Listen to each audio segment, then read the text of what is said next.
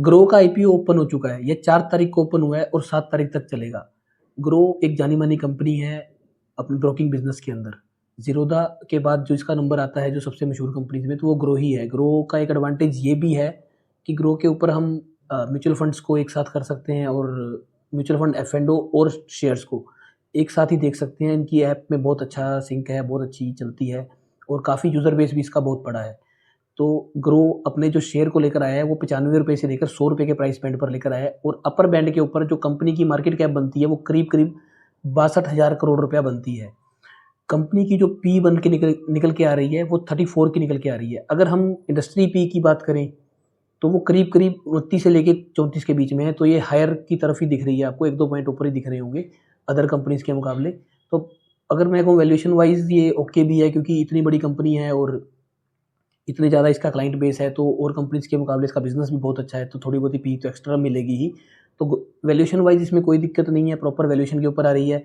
IPO का जो size है वो है 6,632 करोड़ रुपए। इसमें से जो फ्रेश इशू है वो है 1,060 करोड़ रुपए और जो ऑफर टू सेल है वो है 5,572 करोड़ रुपए। फ्रेश इशू मीन्स ये पैसा कंपनी अपनी फर्दर ग्रोथ के लिए यूज़ करेगी और ऑफर टू सेल मतलब इसके पुराने जो इन्वेस्टर हैं वो इनको एग्जिट दे रही है।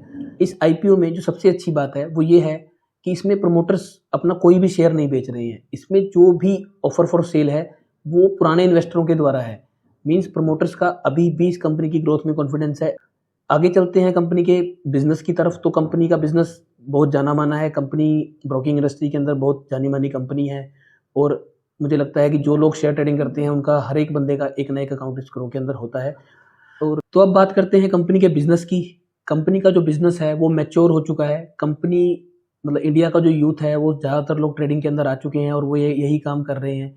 इसके अलावा अगर हम देखेंगे तो हमें रोज़ सुनने को मिल जाता है कि सेबी रोज़ एक नई एडवाइजरी इशू कर देती है कि एफ&ओ को आज बैन करेंगे, आज इसकी एक्सपायरी शिफ्ट कर देंगे, आज ये कर देंगे, आज वो कर देंगे।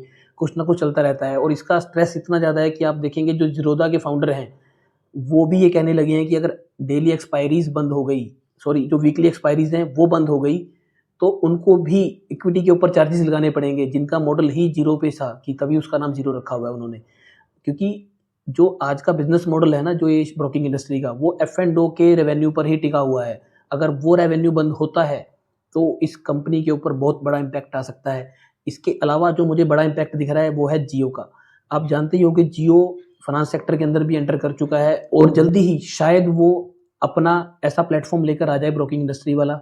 और जब हम जानते हैं कि जब उन्होंने अपना जियो का सिम लॉन्च किया था तो उन्होंने किस तरीके से मार्केट पेनिट्रेशन किया था और किस तरीके से सारा अपना यूज़र बेस बनाया था। उसके अलावा रिलायंस की मार्केटिंग और रिलायंस के ऊपर जो फेद है लोगों का वो बहुत ज़्यादा है, तो काफ़ी यूज़र बेस को वो इम्पैक्ट कर सकते हैं। अगर तो आप ग्रो में इन्वेस्ट कर रहे हैं तो आप मुझे कमेंट बॉक्स में बता सकते हैं कि आप कर रहे हैं या नहीं कर रहे और कितनी अमाउंट से कर रहे हैं। आप मुझे प्लीज़ कमेंट्स कीजिएगा। जय हिंद।